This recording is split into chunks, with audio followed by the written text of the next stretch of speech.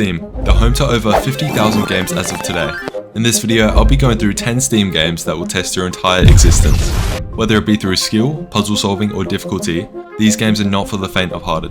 These are 10 Steam games that will test you immensely. Let's get into it. Cuphead, the classic run and gun action game we all had a great time playing. All of the bosses had their own unique learning curve, which we had to die 10 times to figure out, but it wasn't anything too crazy. Though my goal was to find the parts of this game that really test players. So I did. Expert mode. This beautiful creation lets you give the bosses you fight more health and more minions. In this mode, the bosses will test the hell out of you to see if you're ready for this special thing.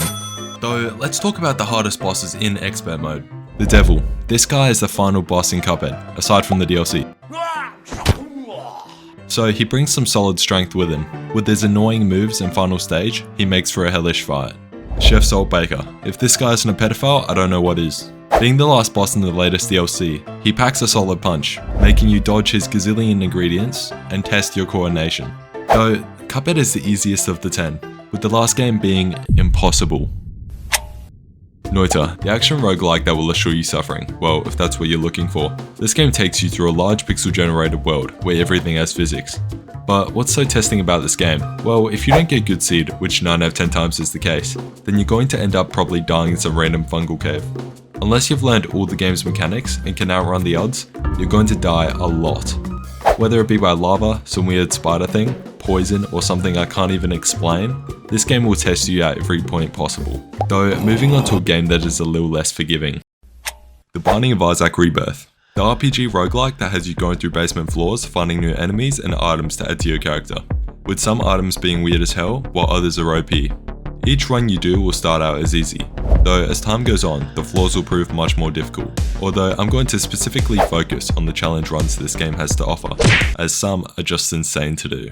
Ultra hard. You start off with every single curse in the game, every enemy is champion level, and you can't collect hearts or soul hearts. Speed. All enemies are sped up along with yourself, with the goal of trying to defeat Mum's heart in under 16 minutes. This doesn't seem terrible, although 16 minutes to get through all the floors and clear out all those enemies is not easy at all.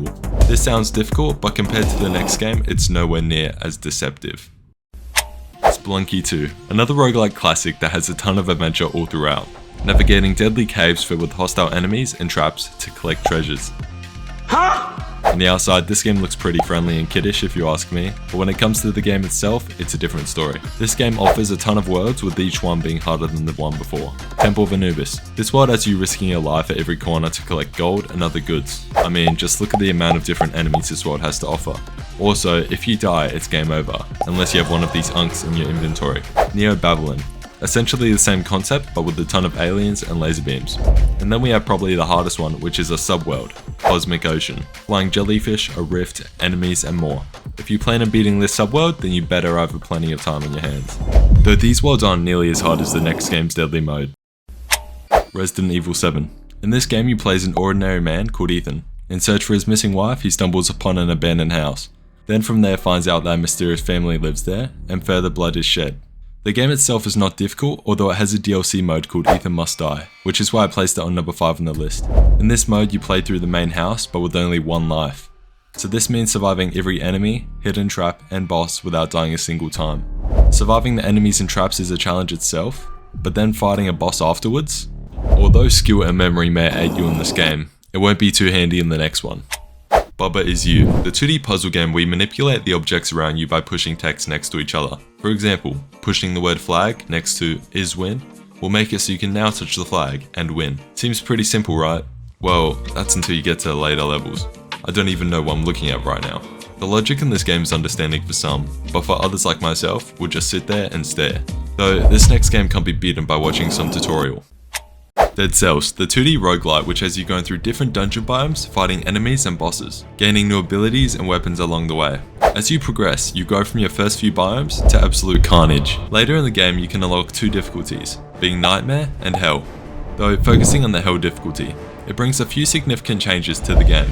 Firstly covering the world in a virus, which impacts your survival, brutality and tactic stats. Then, bosses are made more difficult, and enemies can detect you from further away, along with teleporting sometimes.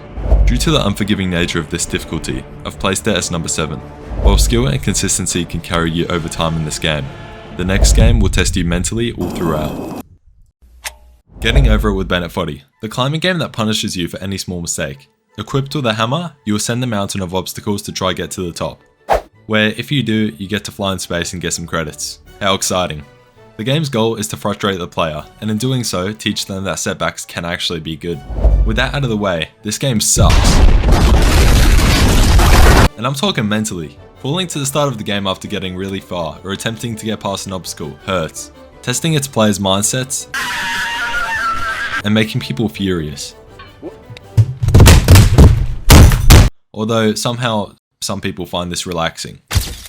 Although this is terrible, the next game is next level. If you mess up, it's hours or days of progress gone. Only up. Being a young bloke from a home of poverty, you decide to embark on a journey, climbing up in the sky yet again, but without being in a pot and having a hammer. Instead, walking, running and jumping your way onto different objects and places. On average, the game takes players 4 to 5 hours to complete, and that's if you're already decently experienced with PC controls. This game takes a step up from Getting Over It. The climb is much higher, you aren't as safe since it's a 3D environment, and any small misstep could end to you falling. The developers wanted to get creative and make something similar to Getting Over It but in a 3D space, and they did. The game tested players to their limit. Dude, what the hell? Dude, you're getting distracted. What? Causing a ton of stress and anger in everyone who played.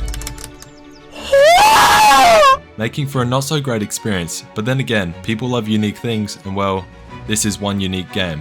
Although the game is mentally straining, it doesn't take nearly as much skill as the next game does. It's insane.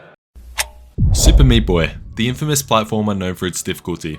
In this game you play as a cube of meat who's trying to save his girlfriend, who's made of bandages, from an evil fetus in a jar wearing a tuxedo.